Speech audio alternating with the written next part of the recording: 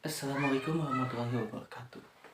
Saya Fadil Taufikur Rahmat dari jurusan Teknik Informatika Fakultas Sains dan Teknologi UIN Sunan Gunung Jati Bandung. Saya di sini akan menjelaskan beberapa hal mengenai PBO atau pemrograman berorientasi objek atau juga disebut Object Oriented Programming. Baiklah, tidak menunggu lagi, kita mulai saja penjelasannya. Yang pertama, apa itu Object Oriented Programming atau pemrograman berorientasi objek? Nah, pemrograman berorientasi objek ini adalah pemrograman yang berfokus atau menitik beratkan tujuan kita kepada objek yang kita observasi. Apa itu objek? Nah, objek itu adalah hal sesuatu yang kita observasi. Objek itu memiliki atribut, metode, dan juga dia termasuk ke dalam kelas. Nah, untuk penjelasan kelas yang pertama adalah, nah, apa itu kelas? Kelas itu seperti kumpulan dari beberapa objek, atau misalnya dicontohkan dalam kita kelas, misalnya kelas manusia. Artinya itu kelas manusia itu artinya adalah kumpulan manusia, kumpulan manusia ataupun sekelompok manusia. Itu disebut dengan kelas. Nah, sementara objek yang merupakan titik tumpu kita atau tujuan kita, objek itu merupakan seorang individu dalam kelas. Yang pada contoh kita sebelumnya, objek di dalam kelas manusia atau di dalam kelompok manusia adalah misalnya saya, Anda, dan orang lain. Misalnya Bapak Presiden, Bapak Joko.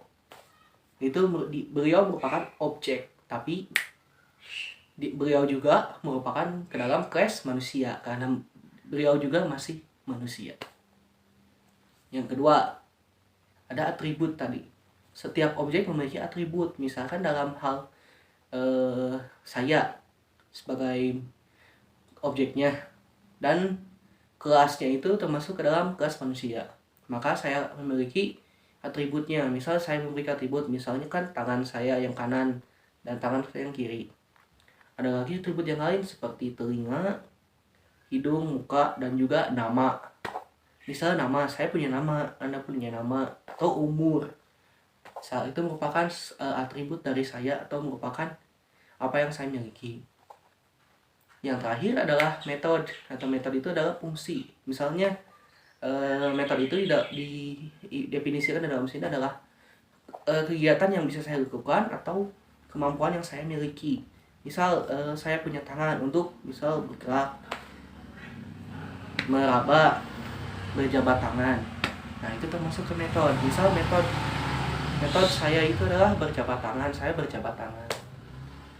Terus yang selanjutnya adalah bagaimana cara menggunakan class, objek, dan metode atau atribut serta atribut. Misal kita memiliki kelas sesuatu. Contoh yang lain adalah misal kelas rumah. Di kelas rumah itu misalkan ada objeknya itu adalah ruang tamu. Kan kita pasti tahu kan di ruang tamu itu ada beberapa atribut kan, misalnya kursi, meja, dan misalkan rak buku di ruang tamu. Nah, itu juga merupakan objek dari ruang tamu. Dan ruang tamu dan itu juga merupakan atribut dari ruang tamu yang merupakan objek yang berada di dalam lingkup kelas. Misal metode di ruang tamu yang bisa digunakan adalah misal ruang tamu duduk, atau ruang tamu menyiapkan tempat bersih. Nah, itu merupakan metodenya. Sekian dari saya, terima kasih. Wassalamualaikum warahmatullahi wabarakatuh.